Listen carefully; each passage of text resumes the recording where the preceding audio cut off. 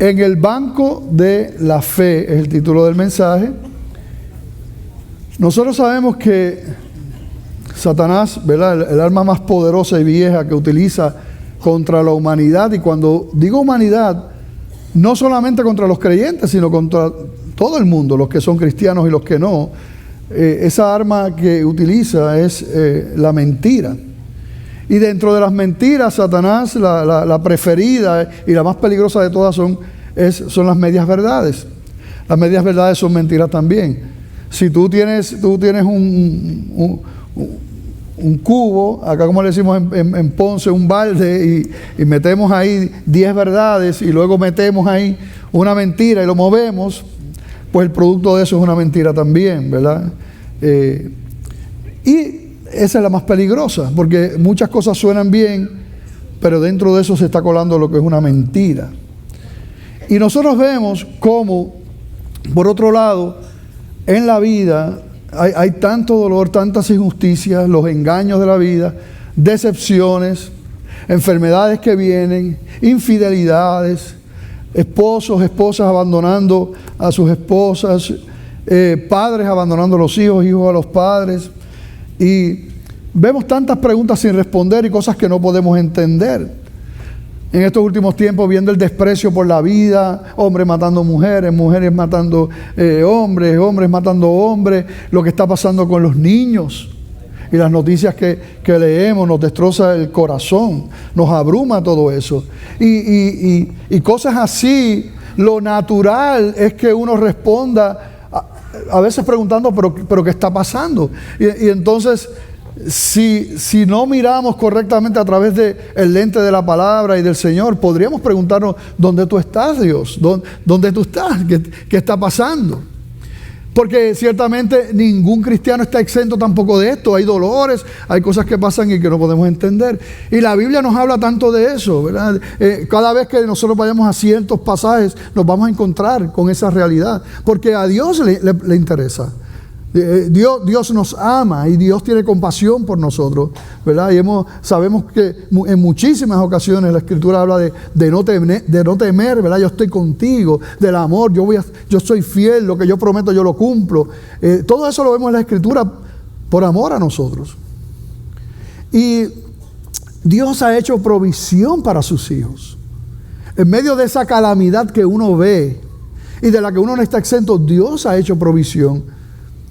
Y nos ha dado, ¿verdad?, herramientas, regalos, y uno de ellos es el banco de la fe. Estar sentado en ese banco de la fe, anclado firme ahí.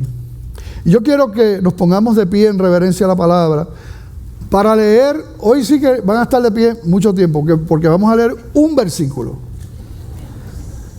Hebreos 11:1.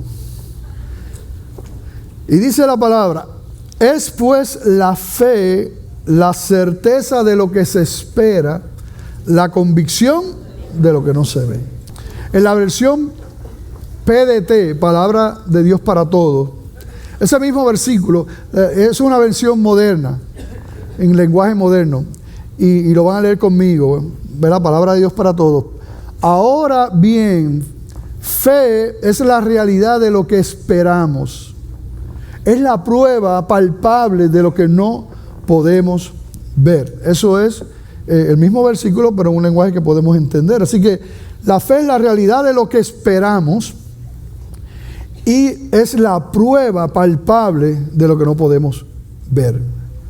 Y ese es el asunto, ¿verdad? Nuestra relación con el Señor no es por vista, no es por lo que podemos tocar. Siempre ha sido una relación por fe.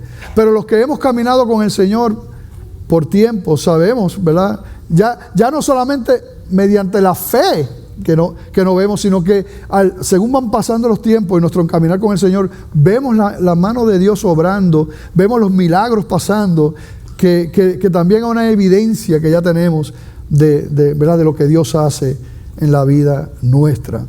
Como dijimos, Satanás es un mentiroso y utiliza la mentira para destruir a los hijos de Dios, si puede, y para destruir también a los que no conocen al Señor, metiendo mentiras en unos y en otros, en los que no conocen al Señor, para que nunca se acerquen. No, eso de la iglesia, eso de Dios, eso de la Biblia, eso es embuste. Eso es para ignorantes. ¿Qué prueba hay de eso? Tú lo puedes ver. Eso es de loco. Porque quiere alejarte del Señor y que tú mueras en tu condición de pecado y que lo que te espere, como dice la Escritura, sea una eternidad sin Dios en un tormento terrible. Pero a los hijos de Dios también susurra con sus mentiras. ¿Y dónde está Dios? Y mira lo que te pasa. Y eso que tú eres cristiano, pero tú no vas a la iglesia. Y mira para allá y te pasa esto. Y ahora que tú empiezas a ir a la iglesia te botaron del trabajo. Y ahora que tú empezaste a estudiar, dijiste voy a estudiar la palabra del Señor, voy a venir los miércoles al instituto. Y entonces mira, el primer día se te vacía la goma. ¿Qué es esto? Y miran a Dios. Satanás susurrando. De hecho, Jesucristo le pone ese nombre. Mira cómo dice Juan 8, 44 al 47. Jesucristo hablando, dice: vosotros sois de vuestro padre el diablo y los deseos de vuestro padre queréis hacer. Está hablando a unos antagonistas al mensaje del Señor. Y dice, hablando de Satanás, él ha sido homicida desde el principio. Es un asesino. Y no ha permanecido en la verdad, porque no hay verdad en él. Cuando habla mentira, de suyo habla, porque es mentiroso. Y aquí Jesucristo le da este nombre. Es padre de mentira. Y a mí, porque digo la verdad, no me creéis. ¿Quién de vosotros me redarguye de pecado? Pues si digo la verdad, ¿por qué vosotros no me creéis? Ahora el Señor dice algo bien importante en este próximo versículo 47. Dice, el que es de Dios, las palabras de Dios oye. Por esto no las oís vosotros, porque no sois de Dios. En otro pasaje, en Juan capítulo 10, él dijo, mis ovejas oyen mi voz, ¿verdad? Y yo las conozco, dice, y me siguen. Y él decía, los que no pueden responder es porque no son de Dios, dice aquí. Y vemos porque Dios es el que toma la iniciativa. La palabra dice que todos estamos muertos espiritualmente. 1 Corintios 2:14 dice, pero el hombre natural, o sea, como nace todo el mundo, en esa condición dice, el hombre natural no percibe las cosas que son del Espíritu de Dios. Él no las puede percibir. No es que no quiera, no las puede percibir. Dice que para él son locura. Y dice que no las puede entender porque se han de discernir espiritualmente. Y el hombre natural, la Biblia nos habla de que espiritualmente está muerto. Por eso no entiende las cosas de Dios. Por eso no puede deleitarse en las cosas de Dios. Y todo lo contrario, el pecado es atractivo, a menos que Dios intervenga. Muchos, yo sé que no eran así, pero muchos también eran como yo, ¿verdad? Que se reían de las cosas de Dios y de la Biblia y decía que Dios no existía y todas esas cosas. Y aquí estamos. Y aquí estamos. ¿Por qué? Porque cuando Él dice, así es. Cuando Él llama, cuando el Señor pone su mirada sobre ti, tú puedes correr y correr y correr y correr y correr y te puedes esconder debajo de una piedra allá en el Jurutungo Viejo, como decimos en Puerto Rico. ¿Y qué va a pasar si Dios te está buscando? Bueno, nunca te has perdido de su vista, tú sabes, pero uno se cree que está lejos. Allí, mira, va a ser, mira. Acá, ¿verdad? Nadie se puede escapar de ese Dios maravilloso. Y damos gloria a Dios por eso. Nosotros todos estamos en una guerra espiritual, dice la palabra. Cuando uno llega al Señor, ahí inmediatamente empieza esa guerra espiritual. Y esa guerra espiritual nos acompaña en toda nuestra vida. En toda nuestra vida. Lo que pasa es que en ocasiones, ¿verdad?, por temporada se arrecia esa guerra espiritual. En otras, pues como que parece, ¿verdad?, más suavecito. Pero la realidad es que toda la vida nosotros estamos en una guerra espiritual. Por lo tanto, nosotros los creyentes no podemos bajar la guardia nunca. Y como estamos en esa guerra espiritual, la palabra nos dice que nosotros tenemos que vestirnos de una armadura para esa batalla, esa guerra que nosotros tenemos. Y el apóstol Pablo le hablaba claramente en esas palabras a la iglesia en Éfeso. Yo creo que lean conmigo Efesios 6, del 10 al 18, que él habla sobre esa armadura. Y es importante porque el apóstol Pablo nos habla algo sobre la fe cuando nos está hablando de esa armadura para nosotros batallar esta guerra espiritual que todos tenemos. Así que vamos a leer. Dice: por lo demás, hermanos míos, fortaleceos en el Señor y en el poder de su fuerza. Vestíos de toda la armadura de Dios, para que podáis estar firmes contra las acechanzas del diablo. Lo primero que vemos aquí es que dice: vístete de toda la armadura, no de parte, ¿verdad que no? Toda. ¿Y toda es? Toda. Amén. Todo tan perfecto. Toda es toda. Para que puedas entonces estar firmes contra las acechanzas del diablo. Porque no tenemos lucha contra sangre y carne. O sea, nuestra lucha no es contra las personas. Eso es la implicación de sangre y carne. No es contra los humanos, sino contra principados, potestades, contra los gobernadores de las tinieblas de este siglo, contra huestes espirituales de maldad en las regiones celestes. Esos son nuestros enemigos reales en esta guerra espiritual. Y es posible que si tú no conoces al Señor y estás escuchando esto, estés a punto de morirte de la risa de las cosas que estamos diciendo. Mira ese ahí hablando casi de demonios y cosas, y precisamente eso es lo que quiere el enemigo, que tú te creas que eso no existe y continúe siendo una marioneta de él. Versículo 13 dice: por tanto, tomad toda la armadura de Dios. Y nuevamente nos dice que tomemos toda la armadura, enfatizando ese absoluto, para que podáis resistir en el día malo. Nos está dando parte de lo que el Señor ha provisto para nosotros, para los días que vivimos, ese día malo. Y habiendo acabado todo, cuando esa lucha arrecia, después de que acabe todo, estar firmes. Versículo 14: estad pues firmes, ceñidos vuestros lomos con la verdad, y vestidos con la coraza de justicia, y calzados los pies con el apresto del evangelio de la paz. Y entonces empieza a describirte, ¿verdad?, la armadura. No vamos a estar explicando esto con detenimiento porque el tema es sobre la fe, ¿verdad? Después lo puedes leer con calma. Pero mira lo que dice ese versículo 16, que es el que quiero resaltar. Dice: sobre todo, tomad el escudo de la fe, con que podáis apagar todos los dardos del fuego del maligno. Fíjate que nos está diciendo: toma toda la armadura, y vuelve y te repite toma toda la armadura. Pero entonces en este versículo 16 hay un énfasis. Y en la palabra del Señor son importantes los énfasis. Y tenemos que detenernos en los énfasis, ver qué es lo que está diciendo. Y ahí hay un énfasis. Ahí te dice: sobre todo. Se toma toda la armadura, pero sobre todo, tomad el escudo de la fe, con que podáis apagar todos los dardos de fuego del maligno.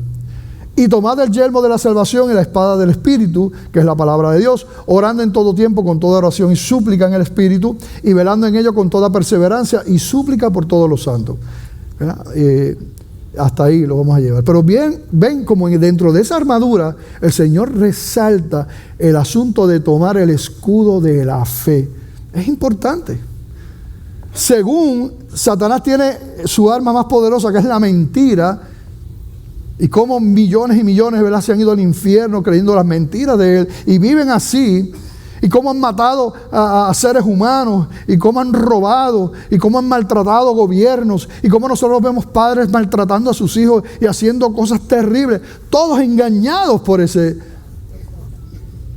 mentira del diablo enemigo, que dice la palabra que vino para robar, para matar y para destruir. Ese es su propósito. Eso es lo que quiere.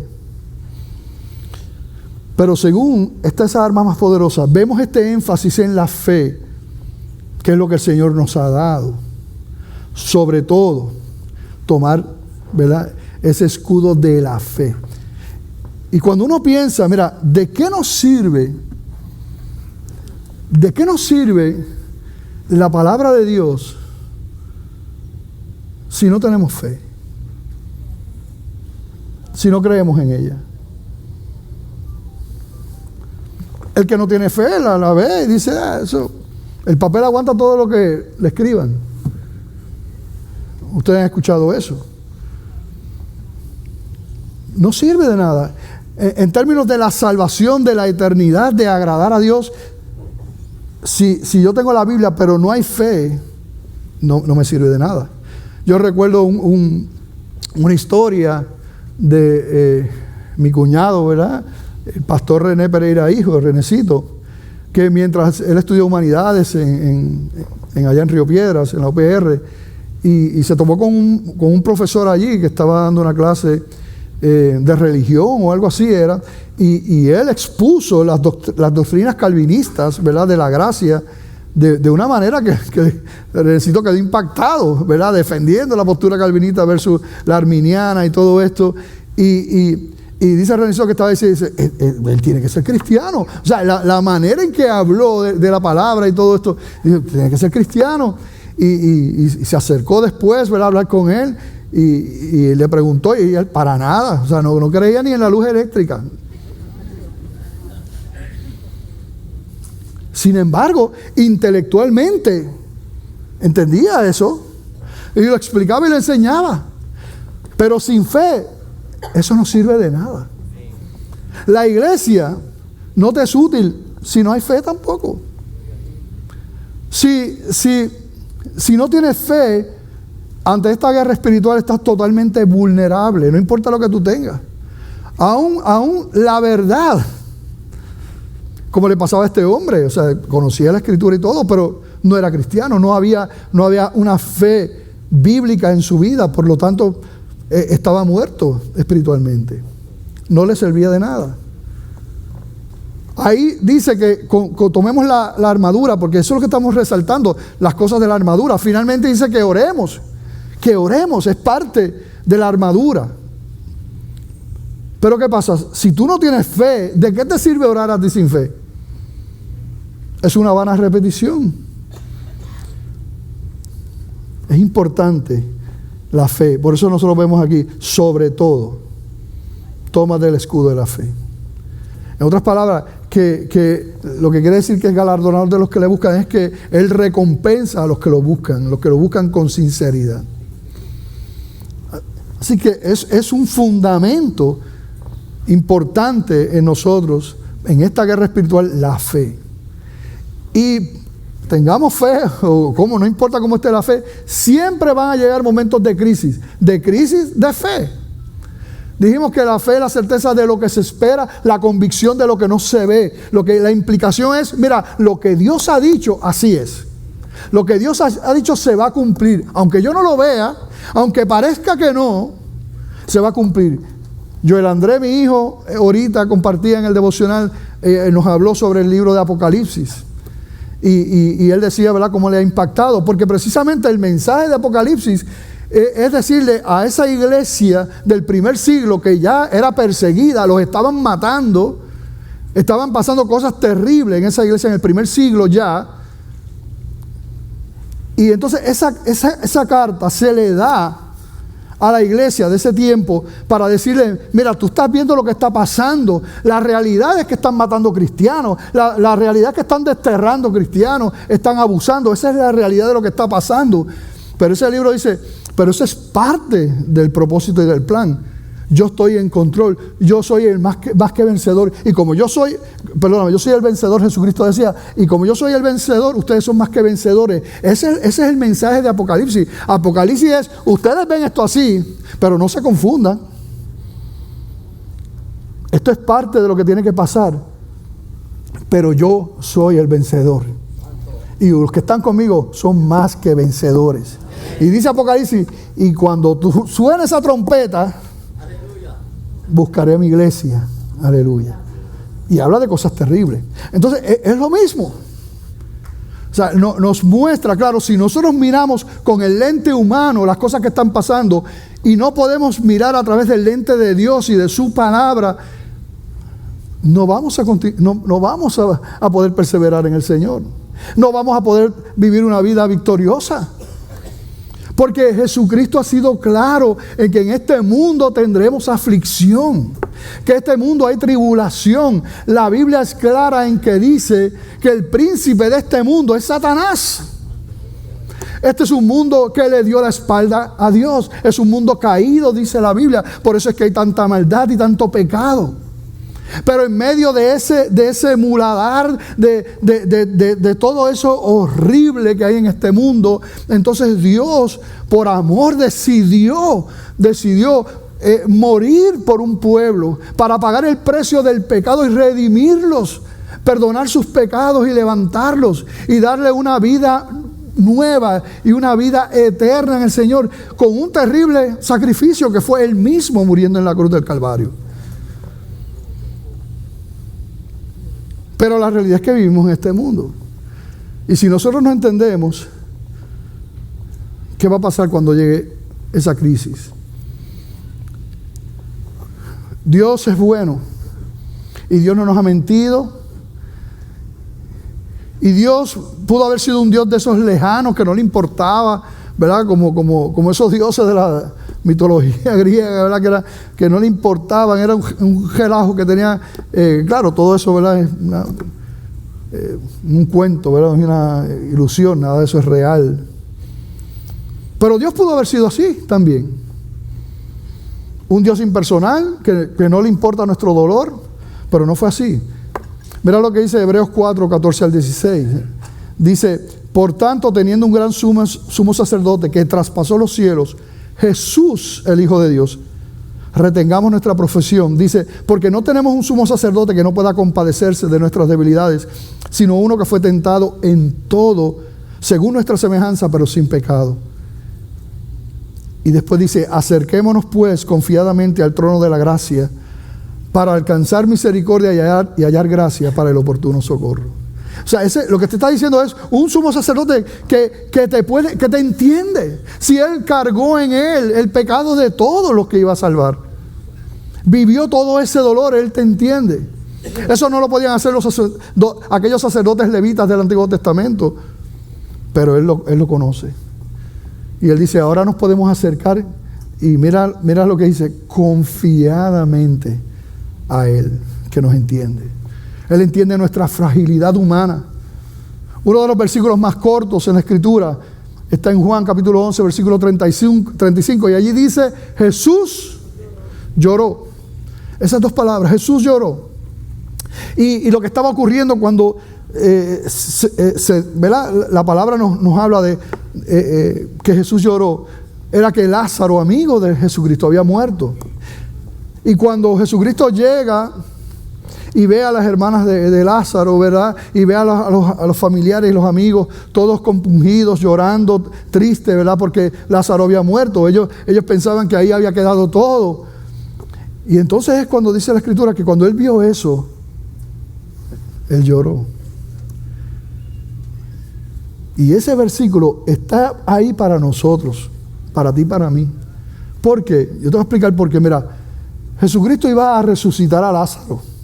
O sea, Lázaro no se iba a quedar muerto. Jesucristo sabe todas las cosas, Él es Dios, Él lo sabía. Jesucristo no estaba triste porque Lázaro estaba muerto. Jesucristo sabía que Lázaro iba a resucitar, Él lo iba a resucitar. Pero lo que nos muestra la palabra es el corazón compasivo de nuestro Señor Jesucristo, de nuestro Dios, que aún sabiendo que iba a resucitar a Lázaro, aún así, Él ve la tristeza de los que estaban allí y no se pudo contener, porque los amaba como nos ama a nosotros, y lloró con ellos. Y ese versículo está para que nosotros entendamos, o sea, cómo es ese corazón del Señor hacia nosotros. Pero el enemigo nos planta mentiras.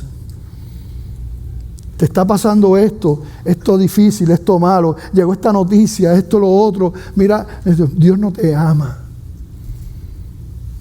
¿Cómo Dios puede amarte a ti si permite esto? Dios no te ama. Dios no te escucha. Tú no le importas al Señor. Esas son palabras del diablo. Pero son palabras que mucha gente escucha. Pero no vienen de Dios. No es. El Señor llora con nosotros. Pero el Señor también tiene propósitos con nosotros, tremendos. Y nosotros vemos en su palabra, desde Génesis hasta Apocalipsis, que una de las herramientas principales que Dios utiliza trabajando con nosotros y cumpliendo sus propósitos en nosotros es el quebrantamiento. ¿Que no nos gusta? Pero Dios utiliza eso para formarnos, para formar su carácter en nosotros. Porque Él está trabajando en nosotros. Y Dios está, el interés del Señor es trabajar con nuestra vida y ir cambiándonos hasta donde Él quiere, completando en nosotros su propósito, los hijos de Dios. Y Él utiliza el quebrantamiento. Pero, pastor, ¿por qué? Mira, yo no te puedo dar todos los por qué, pero yo te puedo decir, bueno, ya estamos en un mundo de maldad y de pecado. Siempre el quebrantamiento va a estar. Así que, gloria a Dios, que en medio de este mundo caído y de maldad y terrible que todos tenemos que vivir, en medio de eso, entonces Él aún toma ese mal y lo usa para su gloria y para bendecirnos también, aunque no lo veamos. Aunque no lo veamos. Los que no son cristianos no están exentos de esto, también se enferman, los matan, los traicionan, sufren, es parte. Tristemente hablando, sin ningún fundamento, sin ningún banco de la fe donde sentarse o anclarse, no tienen nada. Honestamente, hablo con hermanos de la iglesia de tantas situaciones, tantos problemas que hay en este mundo, en esta vida, y uno se pregunta, yo no sé, uno no sabe cómo el mundo puede vivir sin Cristo. Yo no sé cómo tú te puedes levantar sin esperanza, sin fe y sin Dios a batallar en este mundo. Nosotros conocemos, ¿verdad?, en términos generales, bastante del testimonio de Job. Job prácticamente en un día perdió todo lo que tenía. Y luego su salud y demás, y sufrió el desprecio de sus amigos, de su esposa. Terrible. Si vamos a hablar de algunas de las cosas que Job perdió, según el relato bíblico, dice, mira, perdió a su familia. En un día perdió a sus 10 hijos. Tenía 7 varones y 3 mujeres. Murieron el mismo día. Perdió sus riquezas y bienes. Dice que perdió todo su ganado, 7,000 ovejas, 3,000 camellos, 500 yuntas de bueyes, 500 asnas, y a la mayoría de sus sirvientes, dejándolo en la ruina total en un día. Luego fue atacado con sarna maligna, con unas úlceras dolorosas, terriblemente, desde la planta del pie hasta la coronilla de la cabeza, dice la Escritura. Y también perdió su posición de respeto que él tenía en la sociedad. Todo eso se vino abajo. Sus amigos no podían comprender qué estaba pasando y su esposa lo criticaba. Y ustedes saben lo que dijo Job después que le pasó todo eso. Dijo en Job 1, 21 y 22: desnudo salí del vientre de mi madre y desnudo volveré allá. Jehová dio y Jehová quitó, sea el nombre de Jehová bendito. En todo esto, dice la palabra, no pecó Job, ni atribuyó a Dios despropósito alguno. Y me encanta esa palabra que dice ahí. En todo esto no adjudicó Job despropósito ninguno. O sea, un propósito hay. Luego, en el próximo capítulo, Versículos 9 y 10. Job 2, 9 y 10. Mira lo que pasa. Su mujer le dice a Job: aún retienes tu integridad. Maldice a Dios y muérete. ¿Qué clase de esposita? Mi madre. La esposa le dijo así. Y él le responde: como suele hablar cualquiera de las mujeres fatuas, has hablado. ¿Qué? ¿Recibiremos de Dios el bien y el mal no lo recibiremos? Y dice otra vez: en todo esto no pecó Job con sus labios. Qué tremendo, ¿verdad? Generalmente ahí se queda el mensaje de Job. Pero las palabras de Job no terminaron en el capítulo 2 de Job. Hasta ahí está lindo. Pero mira lo que dijo en el capítulo 3. Después de esto abrió Job su boca y maldijo su día. Y exclamó Job y dijo: perezca el día en que yo nací y la noche en que se dijo varón es concebido. Sea aquel día sombrío y no cuide de él Dios desde arriba, ni claridad sobre él resplandezca. Aféenlo tinieblas y sombra de muerte, repose sobre él nublado, que lo haga horrible como día caliginoso. Ocupe aquella noche la oscuridad, no sea contada entre los días del año, ni venga el número de los meses. Oh, que fuera aquella noche solitaria, que no viniera canción alguna en ella. Maldíganla los que maldicen el día, los que se aprestan para despertar a Leviatán. Oscurezcanse las estrellas de su alba, espere la luz y no venga, ni vea los párpados de la mañana, por cuanto no cerró las puertas del vientre donde yo estaba, ni escondió de mis ojos la miseria. ¿Por qué no morí yo en la matriz o expiré al salir del vientre? ¿Por qué me recibieron las rodillas y aquellos pechos para que mamase? Pues ahora estaría yo muerto y reposaría, creía él. Dormiría y entonces tendría descanso con los reyes y con los consejeros de la tierra que reedifican para sí ruinas. O con los príncipes que poseían el oro, que llenaban la plata de plata sus casas. ¿Por qué no fui escondido como abortivo, como los pequeñitos que nunca vieron la luz? Allí los impíos dejan de perturbar y allí descansan los de agotadas fuerzas. Eso no es verdad. Allí también reposan los cautivos, no oyen la voz del capataz. Allí están el chico y el grande y el siervo libre de su señor. ¿Por qué se da luz al trabajado y vida a los de ánimo amargado, que esperan la muerte y ella no llega, aunque la buscan más que tesoros? Mire qué palabras. Que se alegran sobremanera y se gozan cuando hallan el sepulcro. ¿Por qué se da vida al hombre que no sabe por dónde ha de ir y a quien Dios ha encerrado? Pues antes que mi pan viene mi suspiro, y mis gemidos corren como aguas, porque el temor que me espantaba me ha venido, y me ha acontecido lo que yo temía. No he tenido paz, no me aseguré ni estuve reposado, no obstante me vino turbación. Así que no se quedó en el capítulo 2, ¿verdad que no? Una de las cosas que nos maravilla a nosotros de la palabra de Dios es que es la verdad. Y Dios no tiene nada que esconder. Y uno de los argumentos de la veracidad de la Escritura, y que es infalible y que, ¿verdad?, nos viene del Señor, precisamente es que no esconde, aún de sus grandes hombres de Dios y mujeres de Dios, sus errores y las cosas que dijeron. Porque Job era un humano. Job no era Dios. Job era como tú y como yo. Y qué maravilloso es ver también la humanidad de él, donde por un lado confiaba en el Señor, pero por otro su humanidad lo alcanzó. Pero para mí es un consuelo, como lo debe ser para ti, porque esa es la realidad. Dios sabe que nosotros somos polvo. Y hay esperanza siempre.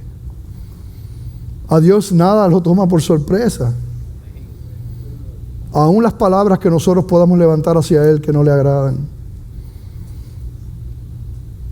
Siempre va a haber cosas que nosotros no vamos a entender. No hay manera de entenderlas. Tú y yo somos demasiado pequeños humanamente. Algunos que se creen, ¿verdad?, que son bien prepotentes y que se creen que están por encima de todos los demás. Ellos se creen que tienen la respuesta de todas las cosas, pero no tienen la respuesta de nada. No tienen el control de nada. Somos pequeños realmente. Y como pequeños no podemos entender muchas cosas que pasan. Simplemente no hay manera. Pero Dios ha hecho provisión para que en un mundo así los hijos de Dios no tienen que vivir amargados, sin esperanza, en derrota. No. Aún en medio de todo eso pueden vivir en el banco de la fe. Sentados ahí, aferrados ahí. Y ya mismo vamos a hablar por qué eso del banco de la fe. R.C. Sproul, teólogo presbiteriano, está con el Señor. Me gusta mucho, ¿verdad?, sus escritos, sus enseñanzas. Las encuentran en internet. Fundador de Ministerio Ligonier y todas esas cosas. En una ocasión le preguntaron a él: ¿por qué le suceden cosas malas a personas buenas? ¿Ustedes han escuchado eso? Sí. ¿Por qué le suceden cosas malas a las personas buenas? Y le hicieron esa pregunta a él. Y él les dijo: todavía no he conocido a ninguna persona buena, así que no lo sé.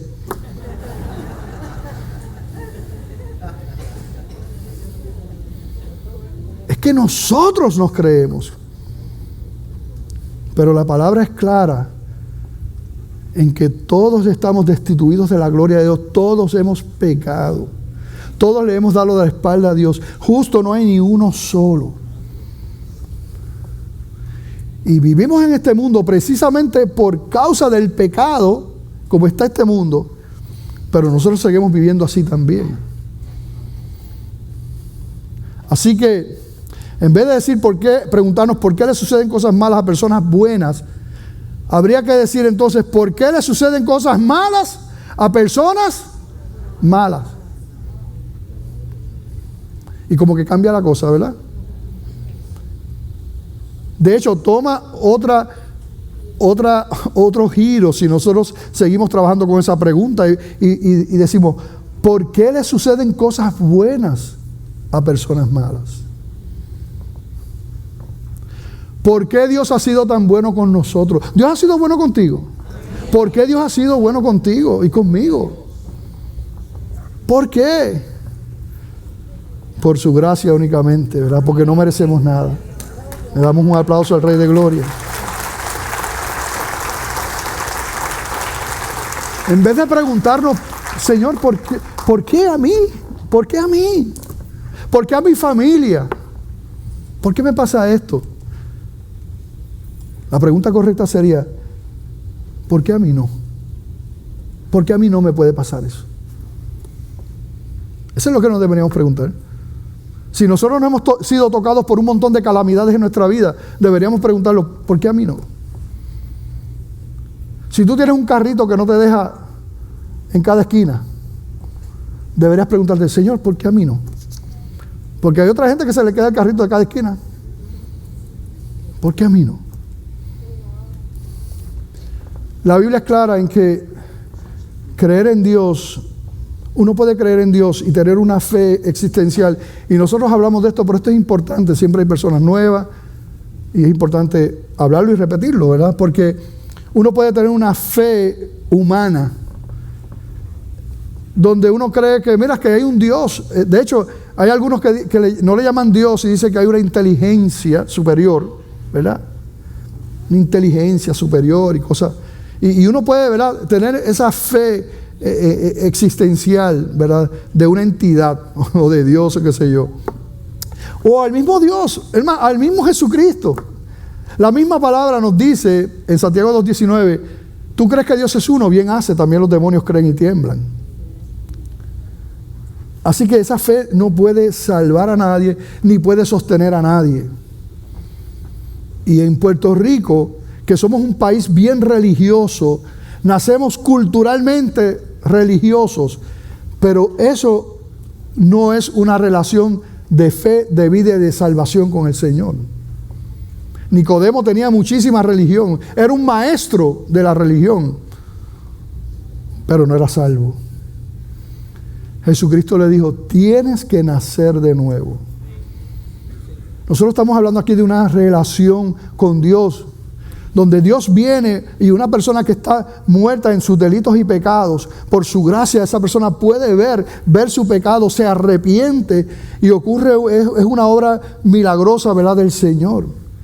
Y entonces entra en esa relación con Dios y es llamado un hijo de Dios, como dice la palabra. Así que no es religión, no es simplemente creer que Dios existe, es tener la fe verdadera, la fe de la palabra, esa confianza en el Señor. Volviendo a Hebreos 11:1, es pues la fe, la certeza de lo que se espera, la convicción de lo que no se ve. Les quiero explicar un poquito sobre el título del mensaje, el banco de la fe. El banco, ¿verdad?, de sentarse. Lo que pasa es que la palabra certeza en el original griego está compuesta por dos vertientes. La primera implica un soporte, una plataforma, un lugar donde nosotros nos podemos sentar, nos podemos sostener. La otra palabra lo que implica es confianza, que es a la que más énfasis se le da. Esa palabra certeza, de confianza, de seguridad, pero también hay una implicación, ¿verdad?, de una plataforma. Y de ahí es que viene el título del mensaje, de sentarnos en ese banco de la fe que Dios ha provisto. Porque de hecho, en Hebreos capítulo 13, ¿verdad?, nos dice que Él, Jesucristo, es el autor de la fe. Él es el que regala esa fe. Y de hecho, en ese capítulo 11, no lo vamos a leer, pero es conocido también, es el capítulo de la fe. Y ahí luego empieza a hablar de los héroes de la fe, en ese capítulo 11. Y eso, ¿qué han hecho esos héroes de la fe? Estaban ahí, sostenidos, sentados en ese banco de la fe. Porque una cosa era lo que veían. Los estaban matando, los estaban maltratando, los estaban sacando de los lugares donde estaban. Pero ellos permanecían firmes, viendo al Señor, viendo al invisible. Esa era la fe. Así que cuando nosotros podemos ver a través de los ojos de Dios y su palabra, entonces todo cambia. Si nosotros nos quedamos viendo solamente a través del lente de nosotros, no podemos ver las cosas. Por eso hay gente, yo recuerdo cuando yo conocí al Señor, ustedes saben que yo era de la calle, loco, terrible, y cuando yo conocí al Señor y mis amigos se enteraron de que yo había conocido al Señor y que estaba yendo a la iglesia, ellos no se alegraron. Ellos se entristecieron porque dijeron, ay bendito, le han comido el cerebro a Joel y lo perdimos.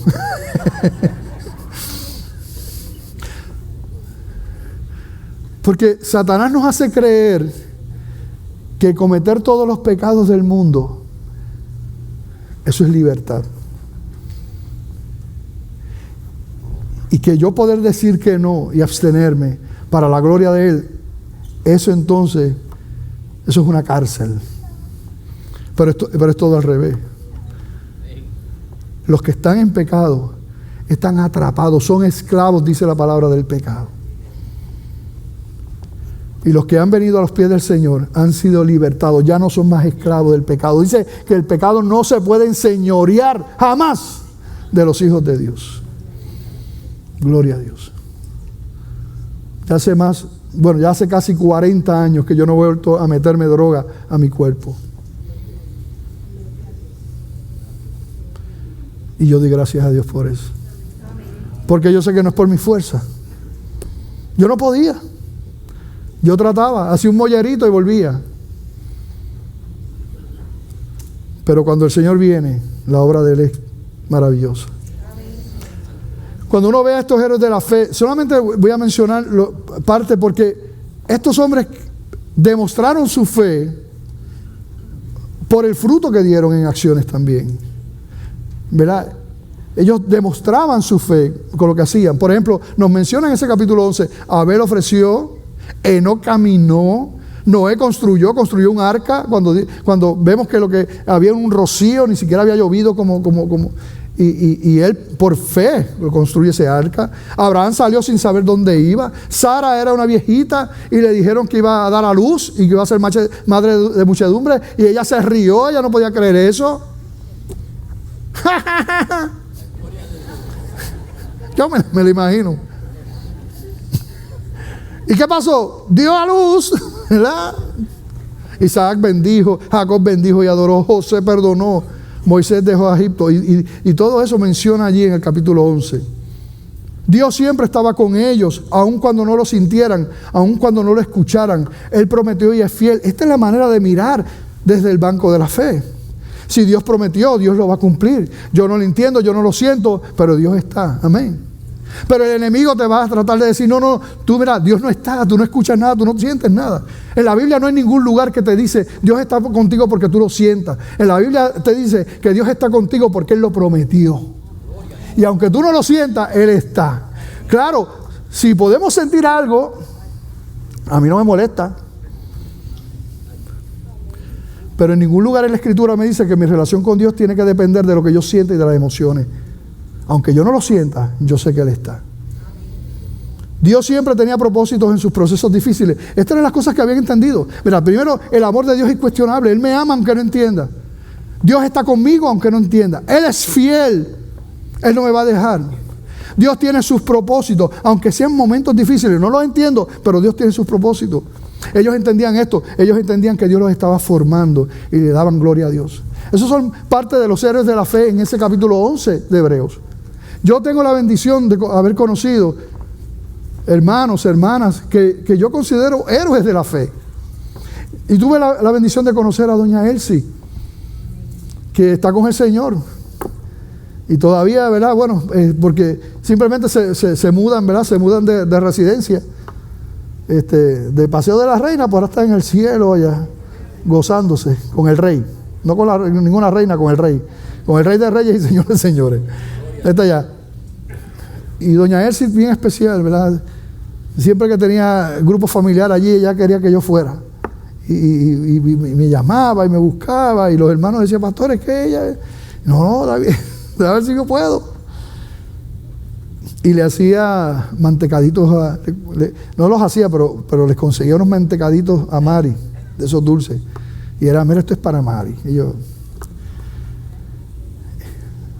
Fue una bendición conocer a doña Elsie. En poco más de un año, doña Elsie encuentra a uno de sus hijos muerto en el cuarto, en su apartamento, allí, estando ella allí. A las 3 semanas muere su hija, otra hija.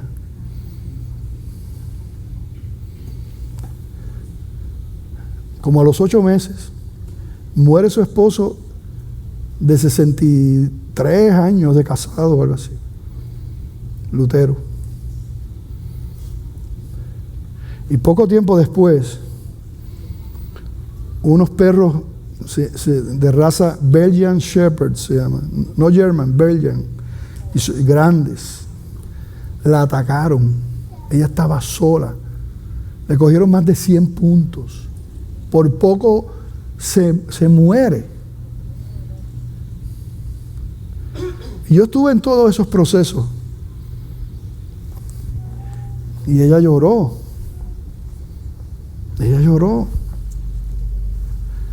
pero aún llorando ella me decía, Joel, Dios es bueno siempre, aún en medio de todo eso, Dios es bueno siempre. Y los que la conocen saben que también siempre decía, la vida debe continuar. Lo decía en inglés. La vida debe continuar. Qué mujer tan especial. Simplemente ella estaba mirando a través del lente de Dios. Y el lente de Dios ha sido revelado en su palabra, en su escritura. Ella miraba a Dios a través de ahí. Y ella decía, la realidad me muestra esto, este dolor. Eso parece la realidad porque es lo que estoy viendo con mis ojos físicos. Pero hay algo detrás en los ojos espirituales. Y veía a ese Dios poderoso, ese poderoso gigante en todas esas situaciones. Aun cuando ella no pudiera entenderlo y le doliera. Pero sabía que Dios es bueno siempre. Job no terminó en ese capítulo 3. Job tiene 42 capítulos. Pero qué hermoso lo que Dios hizo. Hemos dicho que Dios utiliza este quebrantamiento para glorificarse y para formarnos. Mira las palabras de Job en el capítulo 42, versos 1 al 6. Respondió Job a Jehová y dijo: yo conozco que todo lo puedes y que no hay pensamiento que se esconda de ti. ¿Quién es el que oscurece el consejo sin entendimiento? Por tanto, yo hablaba lo que no entendía. Cosas demasiado maravillosas para mí que yo no comprendía. Oye, te ruego y hablaré, te preguntaré y tú me enseñarás. De oídas te había oído, mas ahora mis ojos te ven. Por tanto, me aborrezco y me arrepiento en polvo y en ceniza. Wow. Después de pasar por el proceso. Eso es lo que Dios hace con nosotros. Pero nunca su mano de gracia, su corazón de amor se aparta de nosotros nunca. Él está en esos procesos. Que Dios, el mensaje es poder ver a través de la fe de Dios, la fe bíblica, ver verdaderamente lo que está pasando en nuestras vidas. Y no lo que el padre de mentira quiere que nosotros creamos que está pasando en nuestra vida. El Señor hace tiempo me dio una canción y parte tiene que ver con Job. La canción se llama Tú estás aquí y dice: cada vez que sufro, cada vez que lloro, cada vez que canto, tú estás allí. Cada vez que sueño, cada vez que imploro, cada vez que río, tú estás allí. Tú estás allí, tú estás aquí. Estás en mi noche. Estás en la lluvia que siento al caer. Estás en mi día, en todo mi ser. En el viento recio. Estás en el silbo apacible también. Estás en mi ocaso, en mi amanecer. De oídas te había oído, no había comprendido, mas hoy mis ojos te ven. Tú estás allí, tú estás aquí. Amén. Siempre el Señor está. Lo que nos muestra la canción es que en los momentos de alegría Dios está, pero en los momentos de tristeza Él está también. Él siempre está. Que Dios nos ayude a verlo. Quiero hacer un llamado por si tú estás aquí. Dentro del mensaje siempre, ¿verdad?, está esa línea del Evangelio, de las buenas noticias de salvación, de lo que Cristo hizo. ¿Y qué hizo el Señor? Mira, el Señor dice la palabra que nos amó de tal manera. Aun cuando nosotros éramos pecadores, nos amó. Nos amó con amor eterno, dice la Escritura. Nos amó así. Pero la palabra dice claramente, y lo vimos ahorita, que todos hemos pecado. Por lo tanto, hay una separación. Si alguien se pregunta, ¿pero por qué no podemos disfrutar esa vida con Dios? Bueno, es que el pecado trajo en nosotros la muerte espiritual y no hay comunión. Y Dios, entendiendo eso y sabiendo que ningún ser humano podía salvarse a sí mismo, que ningún ser humano se podía sacrificar a sí mismo porque era pecador, entendiendo eso y Dios amándonos como nos amó, entonces Él decide hacerse como uno de nosotros, tomó forma como de nosotros de humano, se hace hombre para representarnos completamente allí en la cruz del Calvario y con su muerte pagar el precio de los pecados de todos los suyos. De manera que los que crean en Él reciben el perdón absoluto de sus pecados. Y no solamente venció el pecado, sino que venció a la muerte y dice la palabra que resucitó el tercer día. De manera que los que están con Él también resucitan a una nueva vida. Pastor, ¿y qué es lo que hay que hacer? ¿Cuál es el sacrificio? ¿Cuál es la obra que hay que hacer? No. Creer solamente. Entender estas verdades de tu pecado. No podemos quitar el pecado del medio. Yo no puedo decir, los que quieran a Cristo vengan aquí al frente, repitan una palabra. Los que quieran estar bien, vengan acá. Los que quieran vida eterna, vengan acá. Yo no puedo decir solamente eso, yo no lo puedo decir. Porque lo que llevó a Cristo a la cruz fue el pecado. Y sin arrepentimiento no hay salvación. Así que no podemos quitar eso. Tienes tú que confesar tu pecado, como lo hemos hecho todos los que hemos creído en el Señor y le servimos al Señor. Así que yo pregunto, si tú estás aquí y tú reconoces esa verdad de tu pecado, y tú por la gracia de Dios y la obra del Espíritu Santo puedes entender que Dios te ama, que Dios te está llamando, y tú puedes confesar tu pecado y creer, digo, mira, yo sé que Jesucristo es el camino. Él lo dijo, no hay otro camino. Y dice, Señor, perdóname, ayúdame, Señor, yo te necesito. Si Dios te ha traído aquí, hasta aquí, y te ha demostrado su amor ahí donde tú estás sentado, y tú sabes que tienes que rendirte a Él, no luches, simplemente ríndete. Rinde tu vida al Rey de Gloria que te ama, que murió por ti en aquella cruz. Así que yo pregunto si aquí habrá alguien que reconoce esa verdad, que es pecador. Dios te bendiga, varón, Dios te ama. Que Dios ponga su mano sobre ti, que Dios te guíe, que Dios te ayude, Dios te ama. Habrá alguien más que dice, Señor, yo te necesito, yo no quiero seguir como estoy, ayúdame, Señor. Pero tienes que confesarlo públicamente. Dios le bendiga, varón. Dios le ama, es especial para el Señor. Esa es la decisión más importante de toda la vida. Pregunto, ¿habrá alguien que hoy rinde su vida al Señor, se arrepiente de sus pecados y lo hace públicamente levantando su mano? ¿Alguien? Si no, quiero preguntar si aquí hay alguien que ya es hijo de Dios, hija de Dios, y esto es importante. La vida es difícil, como vimos lo que le pasó a Job, no nos puede pasar a nosotros, pero regresaron al Señor. Recuerdo aquel hijo pródigo, se apartó de los caminos, pero volvió en sí y regresó a los caminos del Señor. Y cuando el padre lo vio de lejos, corrió hacia él y lo abrazó y lo besó. Eso es lo que quiere el Señor con aquellos hijos que se han alejado y apartado de los caminos del Señor, que regresen a casa. Así que pregunto si hay aquí algún hijo de Dios, alguna hija de Dios que se alejó de sus caminos y hoy quiere regresar a casa. Y simplemente levanta su mano y dice, yo quiero pedirle perdón al Señor y yo quiero caminar nuevamente esa senda de obediencia. ¿Habrá alguien? ¿Alguien en el balcón? ¿Alguien abajo que toma esa decisión? Vamos a estar en pie, dando gracias por estas vidas, Señor. En tus manos los presentamos, Señor. Tú conoces, Señor, sus corazones, sus luchas, sus pruebas, su necesidad.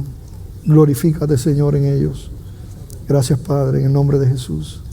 Amén.